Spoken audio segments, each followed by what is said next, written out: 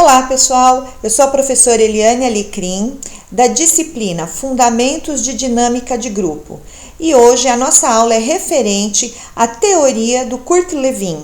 Ele nasceu em 1890 na Prússia, hoje atual Polônia.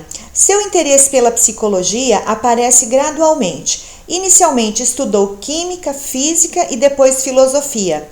Começa a atuar em 1914 na Universidade de Berlim. Foi convocado para a guerra e retorna às suas atividades acadêmicas em 1921, onde fica até a tomada pelos nazistas. Em 1933, ele é exilado nos Estados Unidos e vai trabalhar na Universidade de Stanford, na Califórnia, e depois desenvolve outros trabalhos em outras universidades americanas. A termodinâmica de grupo aparece pela primeira vez em um artigo de Lewin, quando ele estuda as relações entre a teoria e a prática social. Ele morreu prematuramente em 1947, aos 56 anos de idade.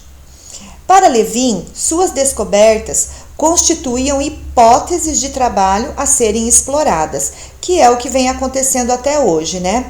No período de 1939 a 1947, Lewin redireciona seus estudos da psicologia individual para a psicologia dos grupos, que seja ao mesmo tempo dinâmica e gestáltica, isto é, articulada e definida por referência constante ao meio social ao qual o indivíduo se forma e integra-se. Surge neste período a preocupação com o meio em que o indivíduo está inserido. Durante o período de exílio dele, né, quando ele chegou aos Estados Unidos, ele começou a observar uma sociedade com problemas muito semelhantes ao que ele via na Alemanha. E ele encontrou uma realidade social semelhante ao que ele percebia na Alemanha, né? E ele começou a observar que determinadas populações tinham e apresentavam mais problemas. E qual é a população que ele começou a observar? Negros, mulheres e adolescentes marginalizados. E ele percebeu que isso caracterizava uma minoria excluída da sociedade.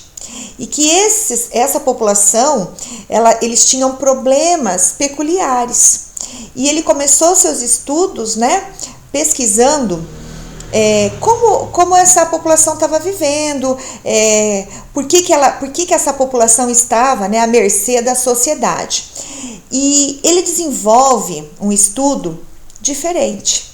Ele desenvolve um estudo chamado Pesquisa e Ação. O que ele fez de diferente nesse estudo? Ele criou um método, esse método pesquisa-ação, né? Que a gente chama de pesquisa-ação, pesquisa e ação. E ele baseava-se na seguinte afirmação: fenômenos sociais não podem ser observados do exterior, já que desta forma o pesquisador não teria uma percepção total como o indivíduo interage com o meio. O que ele quis dizer com isso, né? E qual foi o diferencial dele? Ele deixou claro que para você conhecer o problema, para você tentar ajudar essa população, você precisa ir aonde está essa população. Então ele deixa claro que o psicólogo, pesquisador, ele tem que sair de dentro do seu consultório, ir até onde esse sujeito está inserido, conhecer o ambiente que ele está inserido, né? Conhecer a realidade social, cultural e econômica desse sujeito. A teoria diz que o comportamento humano é resultado de influência dos fatores externos. Então ele é um dos primeiros, né, a afirmar que os fatores externos influenciam diretamente na emissão do comportamento do sujeito e no desenvolvimento do sujeito. Ou seja, as relações entre o indivíduo e o meio se refletem no comportamento humano. E ele afirma que devemos conhecer a realidade social, cultural, econômica que o indivíduo está inserido, Para isso, o pesquisador tem que ir até onde o indivíduo está. Ele precisa conhecer o ambiente que o indivíduo está inserido, né? Ele propõe que o objetivo da pesquisa é a ação. Era a resolução do problema social a partir da interação do pesquisador com o meio. Então, o que ele quer dizer com isso, pessoal? Ele quer dizer o seguinte: se o pesquisador ele não for lá, ele não conviver, ele não conhecer a realidade que o sujeito está inserido, como ele vai poder ajudar? Como ele vai poder mostrar o caminho que esse sujeito tem que tomar para que esses problemas sociais, né, sejam amenizados, sejam exterminados? Tem que conhecer a realidade. Então, o pesquisador ele tem que ir até o cliente dele, ele tem que conhecer, ele tem que ouvir esse cliente. E o trabalho dele, né, o trabalho de pesquisa-ação, se divide em 4 etapas. A primeira etapa, explora-se o campo. O que é isso? O que é explorar o campo? É conhecer aonde esse sujeito está inserido, é conhecer o ambiente dele, é ir lá conhecer aonde ele mora, aonde ele estuda, como que é a vida dele, como é a dinâmica dele, né? E o mais interessante, ele diz, registrar os dados relevantes. Então, você vai registrar o que chama a atenção, né? Quais são os problemas apresentados pelo indivíduo? Quais são os problemas que ele apresenta? Vamos pensar em adolescentes marginalizados. Você vai até onde esse adolescente está inserido, na escola, no centro de convivência, você pesquisa, você conversa com o professor, você conversa com os moradores do bairro e você levanta. Quais são os problemas que eles vêm apresentando? Você conversa com este adolescente e verifica, né? Qual que é o grande problema dele? É a inserção no mercado de trabalho? É a dificuldade que ele tem de aprendizagem na escola?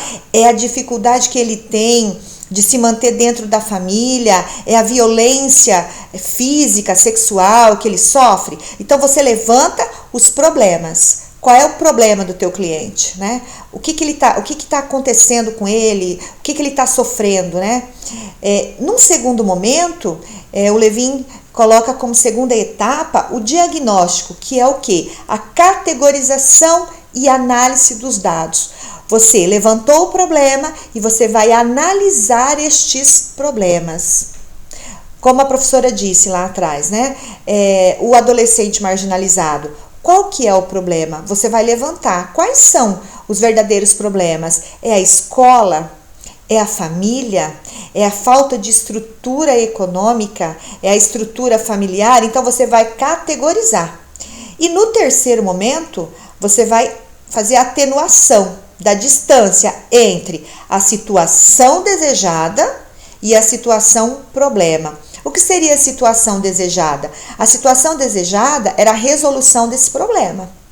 Só que você vai ter que trabalhar com dados reais. Nem sempre o desejado é alcançado em sua totalidade. Então você não pode trabalhar com um ideal assim fantasioso. Você vai ter que focar na realidade do sujeito e na realidade da vida, né? Do que é possível fazer e das condições também que o grupo vai poder oferecer. Então, os problemas, como é que você vai tentar ajudar esse adolescente? Vamos continuar com o exemplo do adolescente, né? Você vai fazer um planejamento. Quais as ações que você, enquanto pesquisador, né, enquanto coordenador desse grupo, vai tomar para amenizar ou para solucionar os problemas desse adolescente? Vamos colocar lá que o problema dele é a violência doméstica em casa. O problema dele é a questão da aprendizagem na escola. Que ações esse pesquisador vai fazer para melhorar as condições de vida desse adolescente? Muito bem. Fez o planejamento? Então, vamos supor que a gente coloque assim, primeiro, se está sofrendo violência em casa, primeira ação, conselho tutelar, afastamento da família. se a violência é física e sexual, né? De repente, você pode chamar a família para conversar, mas quando o caso é extremo, a ação vai ter que ser extrema, né? É chamar o conselho tutelar e afastar a criança desse lar, que ela vem sofrendo essa violência sexual, essa violência física e violência psicológica. Uma segunda ação que a gente poderia ter em relação à dificuldade de aprendizagem na escola, né? Investigar se o problema não está na escola, se de repente essa criança poderia ir para um reforço escolar no segundo turno, né? Tentando ajudar a amenizar essa dificuldade, solucionar essa dificuldade em relação à questão de aprendizagem. Um terceiro problema que foi levantado, que aí nós poderíamos fazer um planejamento: tirar a criança da rua. Ela anda provocando vandalismo, ela está se envolvendo com traficante, né, com más companhias. Qual o planejamento que a gente pode fazer? Tirar a criança da rua, levar ela para um segundo turno, para ela fazer atividade física, para ela participar dos grupos, fazer um atendimento psicológico. Então você vai traçar um plano de ação para essa criança. E aí a quarta etapa, né, do trabalho do Levin, ele fala o seguinte: verificar as ações executadas. As ações foram executadas, o planejamento foi colocado em prática, o planejamento foi bom. Então você vai verificar se todas as ações seguiram o plano executado. E aí analisar os resultados obtidos. O seu planejamento, ele funcionou, né? Deu certo. A criança, ela não sofre mais violência sexual, violência física, ela está bem emocionalmente, né? Ela está num lar adotivo onde ela está bem, ou você conseguiu resolver, você conseguiu ajudar que ela permanecesse no lar dela, mas o agressor fosse retirado desse lar? Ok. Então, a primeira ação, a criança melhorou o desempenho dela na escola, ela está aprendendo, ela está mais motivada, ela está mais comprometida com o aprendizado escolar, ou outro resultado positivo. E o terceiro, né? A criança parou de ter ações de violência, ela se afastou dessas pessoas, né? Ou ela se afastou, agora ela participa dos grupos. Então, o resultado foi positivo. Por isso que ele diz, né, que o pesquisador, ele tem que sair do consultório dele.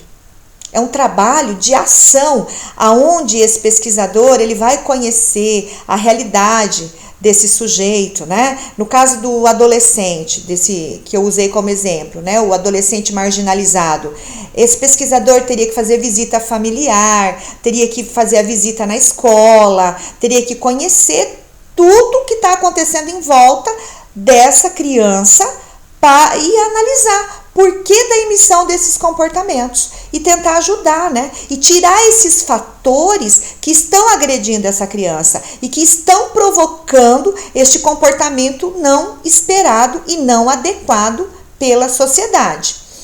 Olha que interessante. As principais contribuições de Levin à psicologia social. Ocorreu uma diversificação de interesse nas ciências sociais. Depois que o Levin começou a estudar essa questão da influência do meio ambiente, né, do meio externo na emissão dos comportamentos, então surgiu um grande interesse por outros pesquisadores em relação às ciências sociais. O desenvolvimento do estudo, né, de comportamento de grupo, psicologia coletiva, surge aí a questão da psicologia coletiva, né? Surge a dinâmica de grupo. Então passa-se a estudar os microgrupos e os macrogrupos, né? Há uma distinção entre sociogrupo e psicogrupos também. Uma outra situação, né? Ele também considera, né, que os grupos têm uma tarefa social e que é muito importante essa tarefa social nos grupos, né? E aí ele chega a uma conclusão. Ele diz o seguinte, que somente ele diz que para definir a dinâmica dos grupos, para definir a gênese desses grupos, você tem que estar lá. você tem que estudar, você tem que conhecer esse grupo, né? E através do estudo das minorias, ele começou a questionar as teorias e as metodologias tradicionais da psicologia social. Olha que interessante, né? Por que será, eu estudando esse conteúdo, né, e analisando, e aí eu questiono vocês, o que será que levou o Levin a se dedicar e a estudar as minorias? Né? Vamos pensar um pouco, vamos resgatar um pouco da história dele, né? Ele era polonês, ele era judeu, ele foi exilado nos Estados Unidos, né, por causa do nazismo. Então, se a gente for analisar, por que a gente participa de um grupo? Como nós vimos nas aulas anteriores, né? Por que a gente participa de grupo? Porque a gente se identifica muitas vezes com aquela causa, né? Você se coloca no lugar do outro. Então, por que será que o Levin foi estudar a questão das minorias? Nos Estados Unidos, o que chamou a atenção dele? Os negros, as mulheres e os adolescentes marginalizados. Qual é a característica? Minorias. Uma população que está à mercê da sociedade, que está sendo excluída da sociedade e que ele percebe que tem que se fazer alguma coisa e que a psicologia individual, né, a psicanálise, não tinha muito o que fazer por essa população, porque essa população não ia até os consultórios. Então, por isso que ele cria o método dele, pesquisação, né? Pesquisa e ação. Por isso que ele cria isso. E ele vai conhecer essa realidade, ele vai lá fazer o estudo, né, com essa população. E ao final destes estudos, ele chegou a 2 conclusões metodológicas, tá? Primeiro, que tem que estudar as minorias. E aí eu questiono vocês. O que vocês entendem por minorias? Né? Parem para pensar um pouco. O que é minoria? Se eu perguntasse para vocês hoje, quais são as minorias que nós temos hoje na nossa sociedade? Vamos pensar em 2020. Quais são as minorias? Eu conseguiria falar aqui no mínimo 10, né? A mulher, a criança, que sofre violência psicológica, sexual, violência física, o morador de rua, o usuário de droga, o sujeito que mora na favela, não é? Até o local que você mora, né, te deixa excluído. O analfabeto, o índio. Então, se a gente for numerar aqui, a nossa sociedade, né, o sistema em que nós vivemos, nós estaríamos assim uma população gigantesca que está à mercê da sociedade, né? Olha, o sujeito tem um emprego. A partir do momento que ele perde esse emprego, ele passa a fazer parte do grupo dos desempregados. E ele vai participar de um grupo de minoria na sociedade. Olha que interessante isso, né? Então, num determinado momento, você faz parte deste grupo de minoria. De repente, a sua situação social, cultural e econômica muda e você deixa de fazer parte desse grupo de minorias, né? Quais grupos, né, são considerados minorias hoje, então? Eu queria que vocês pensassem a respeito disso. Quais são os grupos de minoria que mais preocupam vocês? Quais são os grupos de minoria que vocês vão trabalhar? Nos CRAS, nos postos de saúde, nas escolas, como psicólogos, nas empresas privadas, né? Por que esses grupos devem ser analisados por um outro olhar?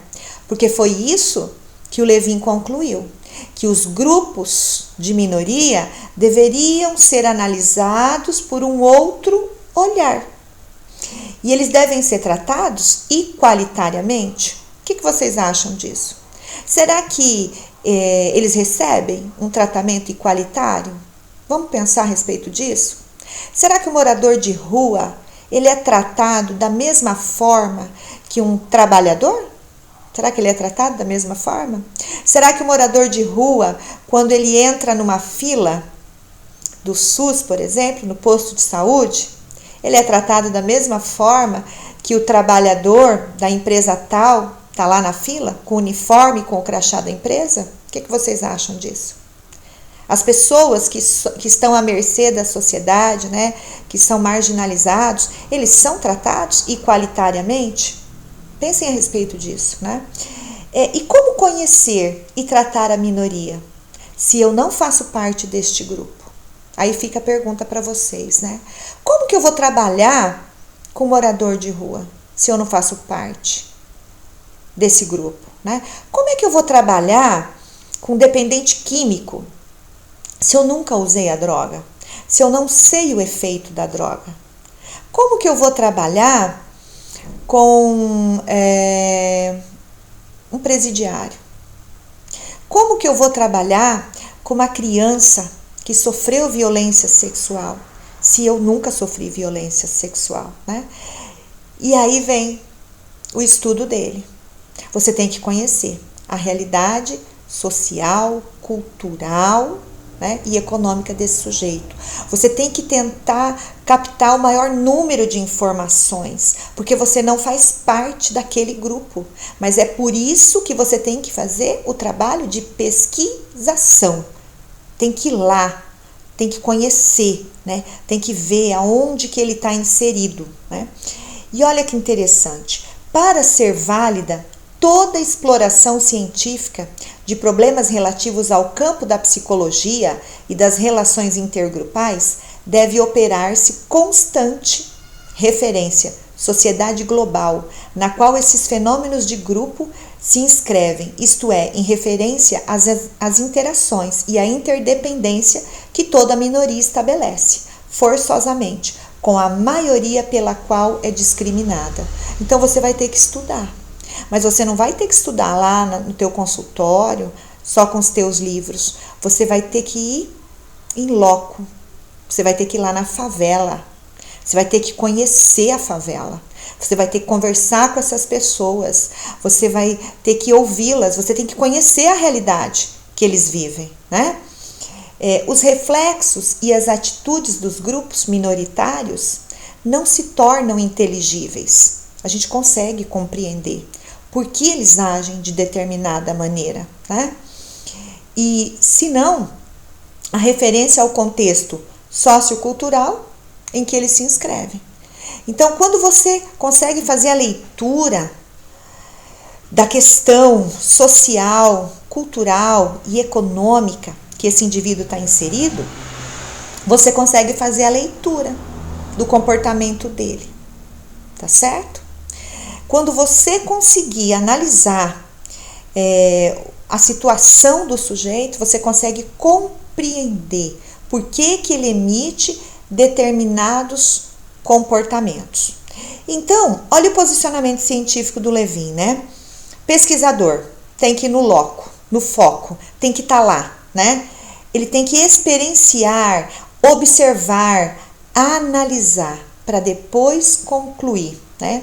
Ele tem que se aproximar da realidade social das minorias.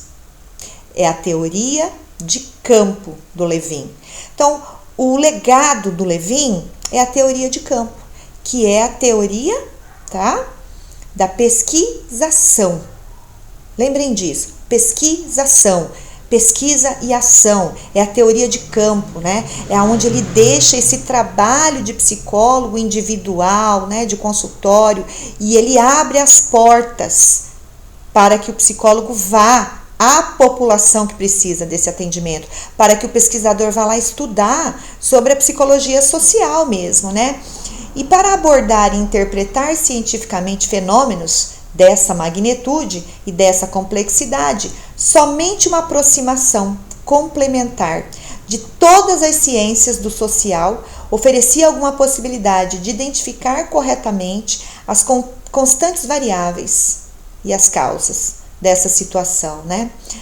A realidade social é sempre multidimensional e por conta disso a pesquisa de laboratório ela se mostra inadequada. Olha que interessante isso, né? Como é que você vai pesquisar morador de rua? Como é que você vai pesquisar o que levou, que tipo de comportamento provoca, e como uma criança que sofre abuso sexual vai reagir. Você vai colocá-la dentro de um laboratório para pesquisar? Você vai fazer experimento? Não. Você vai conhecer e vai estar aonde essa população está. Você vai montar grupo e você vai conhecer essas pessoas e essa realidade. E é isso que o Levin defende, né? Que a pesquisa de laboratório, tá? Não dá para estudar os fenômenos sociais. É impossível. Então, cabe ao pesquisador ir até essa população. E o interessante, né, do Levin é que ele fez uma pesquisa que, inclusive, tá, eu vou disponibilizar o link para vocês. Eu gostaria muito que vocês assistissem esse vídeo. São imagens verdadeiras do trabalho dele. Ele fez uma pesquisa, pessoal, onde ele separou 3 grupos de crianças. Ele montou um acampamento e ele dividiu 3 grupos de crianças. O primeiro grupo, ele deixou com um líder, tá? E esse líder, ele foi orientado a seguir um determinado comportamento. Então, ele deixou um líder autoritário. E quais eram as regras, né, que ele colocou para esse líder? Que as crianças teriam que cumprir a regra na risca. Um líder autoritário, centralizador e que punisse, tá? O segundo grupo já tinha um líder que ele chamou de laissez-faire, tá? Deixa-se fazer o que deseja. Então, esse líder, ele não tinha um papel de cobrança dentro do grupo. As crianças faziam o que queriam, na hora que queriam, do jeito que queriam. E o líder estava lá. E o terceiro grupo, ele colocou um líder democrático. Este líder tinha algumas regras para serem cumpridas, né? Ele tinha que ouvir as crianças, eles tinham que tomar decisões juntas, mas ele estava ali para orientar, para supervisionar e para dar o apoio necessário. E a pesquisa era um acampamento, e aí ele foi observando o comportamento das crianças durante um determinado período. Que conclusões ele chegou? No primeiro grupo autoritário, ele relata, né, que as crianças não tinham motivação para executar as tarefas, que quando o líder estava presente, elas até faziam, mas não de bom grado. Quando o líder se ausentava, virava uma bagunça. Tá? E aí ele percebeu que esse tipo de liderança, a influência era muito negativa sobre o grupo, porque as crianças não tinham vontade de brincar, não criavam coisas novas, né? E executavam tudo o que o líder mandava, mas de qualquer jeito e sem motivação. O segundo grupo, onde o líder permitia-se tudo, ele também observou a falta de interesse e de motivação das crianças. Por quê? Porque eles não tinham ninguém que direcionasse eles a executarem uma atividade. Então, eles ficavam desmotivados, com um tempo ocioso, sem criar, sem inovar, sem brincar. O terceiro grupo, ele constatou o quê? Que este terceiro grupo, as crianças executavam atividades constantes, elas inovavam, elas criavam, elas estavam altamente motivadas e mesmo durante a ausência do líder, as crianças executavam as atividades de acordo. Olha que interessante. E nesse estudo, ele consegue perceber e consegue analisar, né, que o meio social interfere diretamente aonde? No comportamento das pessoas, tá? Inclusive essa pesquisa, né, que ele fez, cria a questão da liderança. Tanto que o Levin, ele o estudo dele interferiu diretamente no trabalho das organizações, no trabalho do psicólogo organizacional. E interferiu diretamente esse primeiro estudo dele, né, em relação ao estudo das lideranças, que vocês vão ver em outras disciplinas, né, e a gente vai estar até discutindo um pouco isso, da questão da liderança no segundo bimestre. Mas esse trabalho dele com as crianças deixou claro que o ambiente, né, que as pessoas que estão inseridas nesse ambiente, elas vão interferir na emissão de comportamentos de outras pessoas. Então, o que eu gostaria, né, que vocês focassem a respeito do Levin? Primeiro, ele dá uma ênfase na psicologia social. Segundo momento, que ele estudou as minorias, né? E que ele fez uma mudança muito grande na forma do psicólogo trabalhar, né? Quando ele cria esse método novo de pesquisação, que é o quê? Teoria de campo, né? E ele influenciou muito, o estudo da psicologia social, né? E gravem isso, né? Que para o Levin, os fenômenos sociais não podem ser observados do exterior. O pesquisador precisa participar do seu devir. O que significa isso? O pesquisador precisa estar lá, ele precisa conhecer, ele precisa viver também, né? E não se revela senão ao pesquisador disposto a engajar-se em sua marcha, assumir o papel constante de participante e observador da realidade do seu cliente. É muito importante isso, né? E a gente precisa guardar. Ele foi o primeiro, pessoal, que pensou na questão dos grupos. Como nós já vimos em aulas anteriores, né? O homem, ele tem necessidade de participar e de viver em comunidade. É uma necessidade humana, né? O homem, ele é um animal racional e ele precisa conviver em grupo, ok? Até breve e bons estudos para vocês!